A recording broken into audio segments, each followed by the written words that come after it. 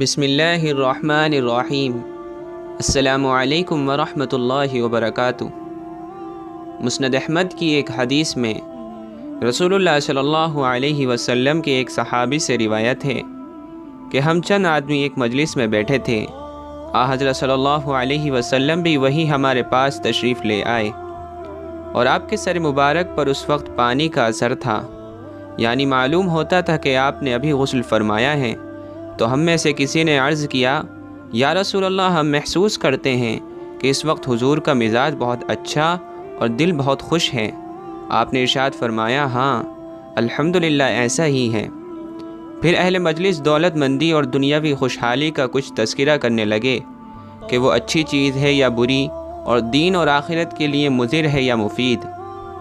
تو آپ نے اس سلسلے میں ارشاد فرمایا کہ جو شخص اللہ تعالیٰ سے ڈرے اور اس کے احکام کی پابندی کرے، اس کے لیے مالداری میں کوئی مضائقہ اور کوئی حرج نہیں، اور صحت مندی صاحب تقوی کے لیے دولت مندی سے بھی بہتر ہے، اور خوش دلی بھی اللہ تعالیٰ کی نعمتوں میں سے ہے جس کا شکر واجب ہے۔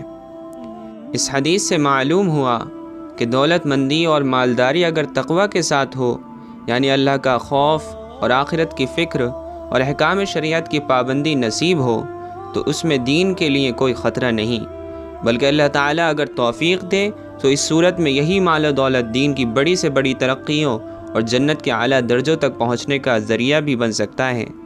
حضرت عثمان غنی رضی اللہ عنہ کے مناقب و امتیازات میں کافی حصہ ان کے اس مال و دولت ہی کا ہے جو انہوں نے اللہ تعالیٰ کی راہ میں بے دریغ اور بے حساب خرچ کیا تھا۔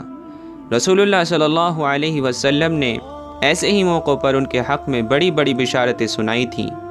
البتہ اس میں شک نہیں کہ دولت مندی کے ساتھ تقوی یعنی خدا ترسی اور فکر آخرت اور اتباع شریعت کی توفیق کم ہی لوگوں کو ملتی ہے، ورنہ دولت کے نشے میں اکثر لوگ بہک ہی جاتے ہیں۔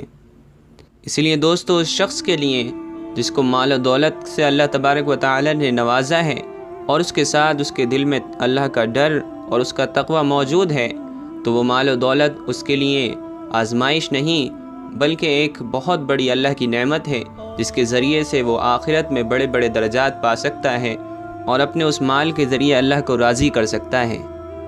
اللہ تبارک و تعالی سے دعا ہے کہ وہ ہم سب کو مال و دولت کے ساتھ تقوی بھی نصیب فرمائے۔ تو دوستو، امید ہے کہ آپ کو میری بات سمجھ میں آئی ہوگی اور آپ کو یہ ویڈیو بھی پسند آئی ہوگی۔ اگر آپ کو یہ ویڈیو پسند آئی تو اس کو لائک اور شیئر کریں، اور میرے چینل کو ضرور سبسکرائب کریں تاکہ اسی طریقے کی اور ویڈیوز آپ تک سب سے پہلے پہنچیں۔ السلام علیکم ورحمۃ اللہ وبرکاتہ۔